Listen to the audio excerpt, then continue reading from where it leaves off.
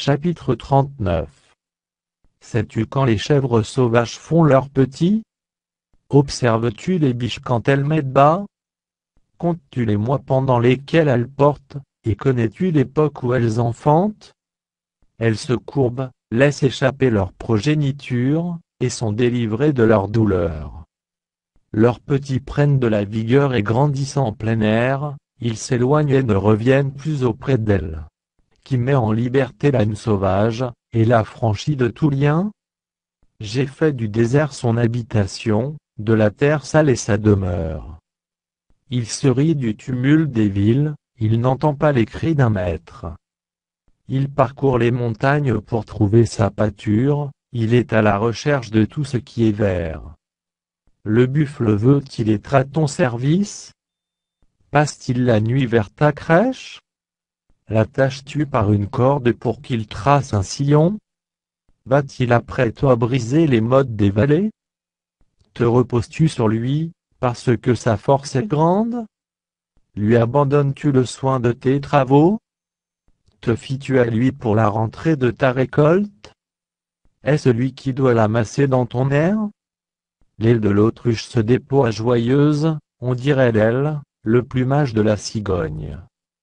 Mais l'autruche abandonne ses œufs à la terre, et les fait chauffer sur la poussière. Elle oublie que le pied peut les écraser, qu'une bête des champs peut les fouler. Elle aide envers ses petits comme s'ils n'étaient point à elle. Elle ne s'inquiète pas de l'inutilité de son enfantement.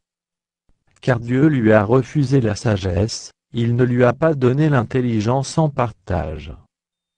Quand elle se lève et prend sa course, elle se rit du cheval et de son cavalier.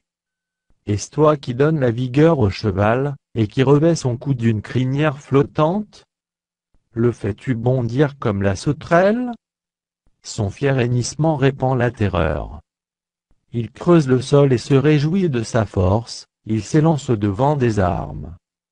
Il se rit de la crainte, il n'a pas peur, il ne recule pas en face de l'épée. Sur lui retentit le carquois, brille la lance et le javelot. Bouillonnant d'ardeur, il dévore la terre, il ne peut se contenir au bruit de la trompette. Quand la trompette sonne, il dit en avant. Et de loin il flaire la bataille, la voix tonnante des chefs et les cris de guerre. Est-ce par ton intelligence que l'épervier prend son vol, et qu'il étend ses ailes vers le midi? Est-ce par ton ordre que l'aigle s'élève, et qu'il place son nid sur les hauteurs? C'est dans les rochers qu'il habite, qu'il a sa demeure, sur la cime des rochers, sur le sommet des monts.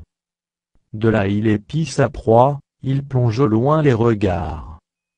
Ses petits boivent le sang, et là où sont des cadavres, l'aigle se trouve.